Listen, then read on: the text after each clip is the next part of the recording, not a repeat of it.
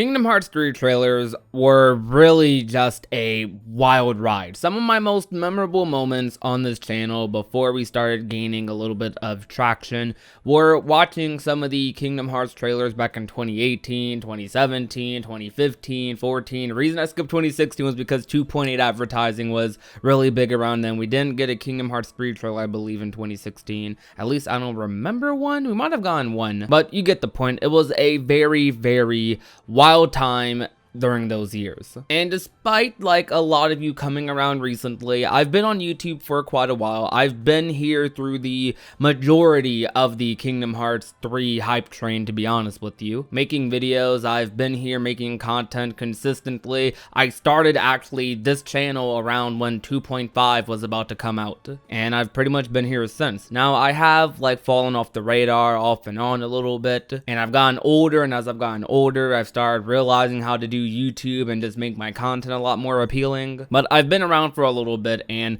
those times kind of helped me grow up in a way, as weird as that sounds. The hype train of Kingdom Hearts 3 from 2013 to 2019 was purely us just anticipating trailer after trailer after trailer after trailer until we finally got a release date, no, window, in 2017. Then the game got delayed to the next year, 2019. The trailers were fun. It was an exciting time. I met so many friends and fellow content creators along the way.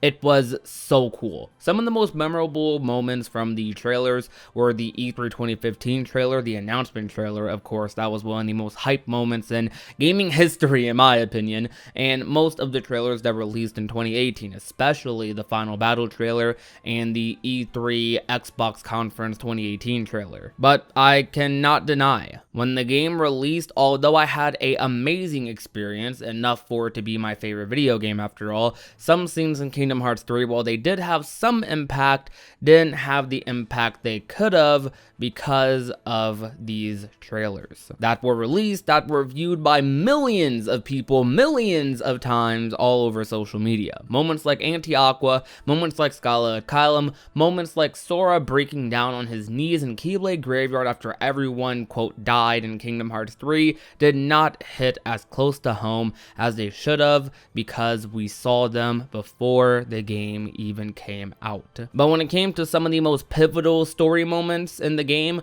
I definitely had some trailers come to mind. And while for me the context is the most important part in most cases for a video game, for its story, for others they need that initial reaction to make the scene for them. Otherwise it's forgettable or disappointing, which I know is a word a lot of people have heard so much in the Kingdom Hearts community over the past year now. Kingdom Hearts 3 trailers went too far. I feel like most of the Kingdom Hearts 3 trailers up until I'd say TGS of 2018 were all fine, honestly. Some of the E3 trailers showed some sketchy and spoiler-ish scenes, though TGS 2018 was when they really went overboard. Mostly when they showcased Sora versus Aqua, which was when they went way too far. I remember when live streaming that event, I was saying in repetition to my chat to you guys in a excited but also scared voice, like, why did they show me that? Why did they show me that? Why did they show me that? That image is like burned into my head,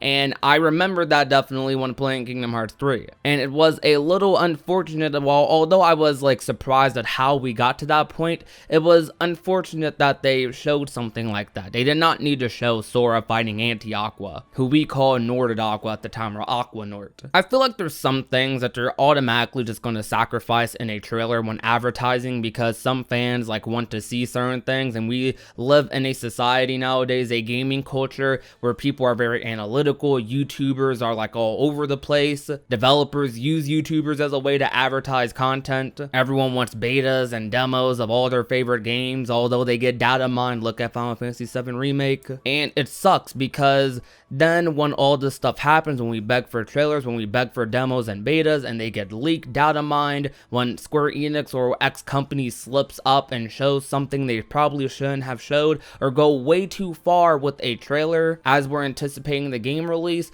we then complain about spoilers, or oh, this game showed us way too much. And I'm not saying it's all the fans' fault or anything, because to be honest, I don't think the fans are mostly to blame. You're always going to have fans who are like over the top, fans who want want more and more and more, especially when you're advertising to a younger audience, a more teenage audience. You're going to get people like that. But the developer's job is they have to pick and choose when is the right time to listen and when is the wrong time. And I think Square on a lot of occasions might have chose some of the wrong times to advertise. Now, I know why they did it. There's two reasons that I think that they did what they did with Kingdom Hearts 3. Because Kingdom Hearts 3 was in a very, very weird advertising situation, right? You had this big, like, colossal title in Disney X Square Enix. Although we've had games, like, for years coming out, 1.5, the remixes, everyone since Kingdom Hearts 2, like, whether it was announced in 2013 or not, a lot of people after Kingdom Hearts 2,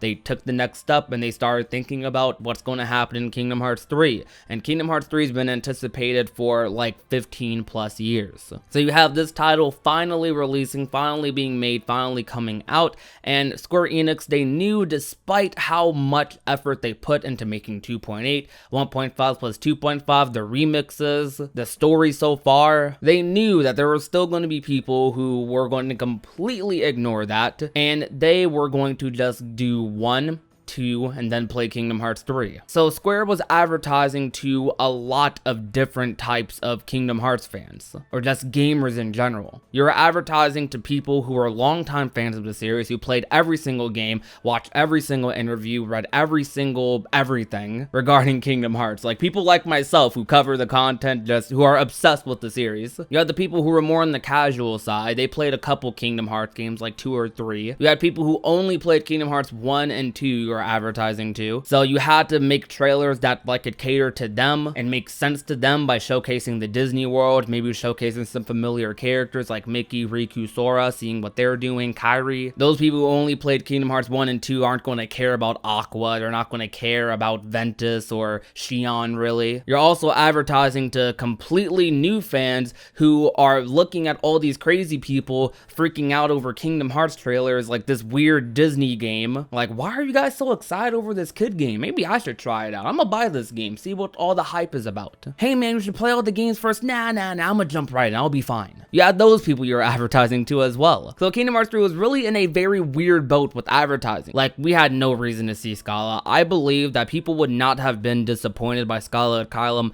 at all if they didn't show it. Because I feel like people were expecting it to be a world when they saw it in like this little teaser thing at the end of the final battle trailer. And when people bought Kingdom Hearts 3, like with that in mind, they were kind of buying it like for Scala Asylum. I'm sure there were some people who bought it because they saw this cool looking Final Fantasy looking type of original world in Scala Asylum that was potentially a seat of power for all Keyblade wielders, or was some big origin world that was really just a final boss arena, but they showed it. Why would you even show the final boss arena? Who does that? Why would you do that? Don't do that. There should be no reason to do that at all before a game releases, in my opinion. Square Enix went way too far with advertising Kingdom Hearts 3. Though I think they're doing pretty perfect with ReMIND so far. I really do think they're doing perfect with ReMIND. With ReMIND, as much analysis and discussions as I'll make about Kingdom Hearts 3 ReMIND, as many speculation videos, theory videos as I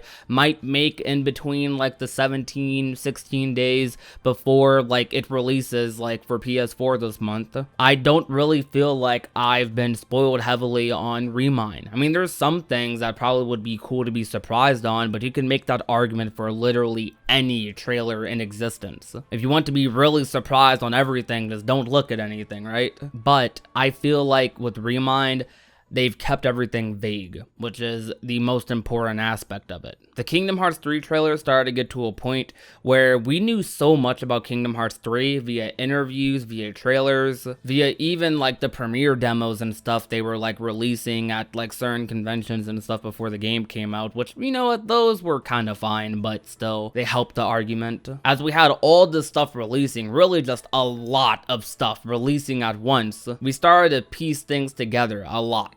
With ReMIND though, they've most importantly kept everything pretty much vague with it. I think like the Kyrie stuff they showed off was pretty cool. They've kept it to simple things that everyone just wanted, the basics basically. You have your data fights, you have your ReMIND, your added scenario. We know something is going on with Riku. We have no idea what. And then we saw Yozora, which a lot of people were curious about. And that's something that could have been left as a surprise, but to be honest, I think that like it was fine being in the trailer, because to be honest, Yozora doesn't have that much hype behind him. For me, he does, but for a lot of other people, he doesn't. But ReMIND gave you that hype for him. That ReMIND trailer gave you that hype for him. And that was just a cool thing to look forward to in ReMIND. So I thought it was fine. But of course, we'll have to see like when ReMIND comes out. But I think they're doing really, really good with ReMIND so far with advertising. They've only shown us 3 trailers, 2 of them being super duper vague. Like I feel like those 2 trailers barely showed us really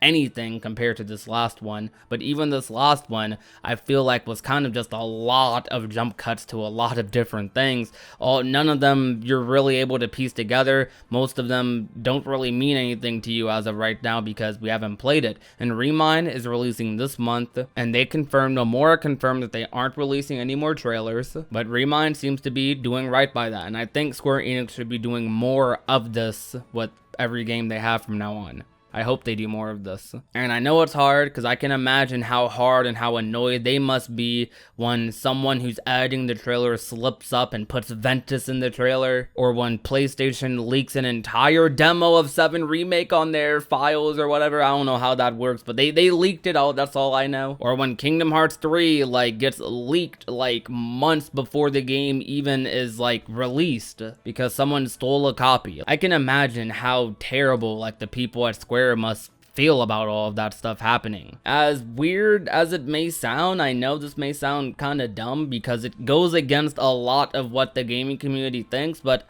I think it's okay to not listen to fans sometimes, because sometimes I feel like we say stupid things. I say stupid things sometimes. I was definitely one of the people last year who were begging for some more Kingdom Hearts 3 trailers without knowing what I was getting into, and I definitely do regret it a little bit. And I want to clarify, I do not think Kingdom Hearts 3 spoiled everything with its trailers, but they spoiled enough to the point where it did start to mess with like some of the experiences in the game for some people. They went far enough to the point where you knew exactly what was happening in certain cutscenes, which I don't think any company when it comes to advertising should go that far, especially with a completely new game like Kingdom Hearts 3. Some games can like get by with that type of stuff, but I definitely feel like RPGs should not be doing stuff like that. There's some things that are like a little acceptable. There's some sacrifices like you'll have to make because it's a big advertising opportunity, but I definitely feel like at a certain point with Kingdom Hearts 3, like I'd say by E3, because E3 last year, or not last year, now it's 2020,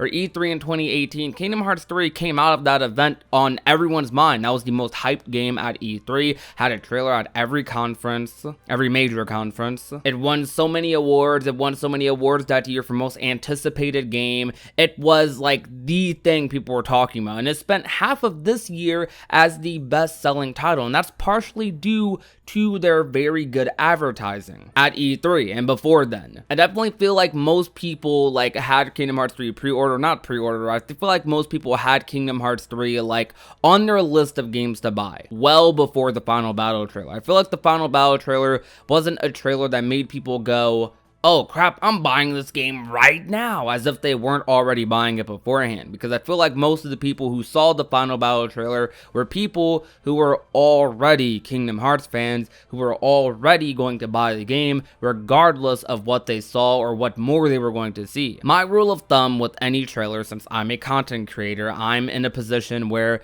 no matter what, unfortunately, when it comes to Kingdom Hearts, unless I decide to just literally leave the internet space, not upload for a week, 2 weeks, a month, I'm in a position where I'm always going to be seeing Kingdom Hearts trailers, and I enjoy seeing them. I enjoyed every single Kingdom Hearts trailer I've seen for the most part, and I'm going to continue covering Kingdom Hearts trailers. I'm not going to not cover Kingdom Hearts trailers in the future, unfortunately, no matter how spoilery they get, because my rule of thumb generally is if Square Enix feels like it's safe enough to put out, I'm probably going to cover it.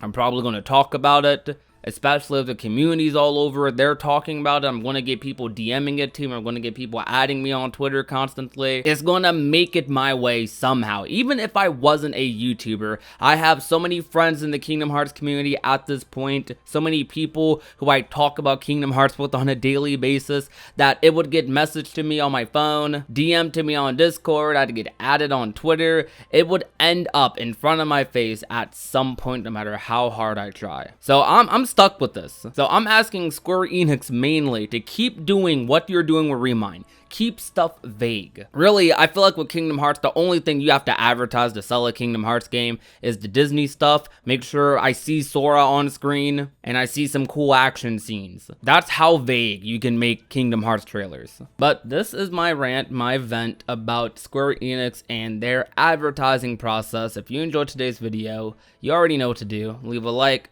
share the video with a friend or a family member, and last but not least, if you have not already and want to become a part of the union, all you have to do is hit that red little subscribe button down below. My name is Prodigy, and I will talk to you guys soon. Peace out.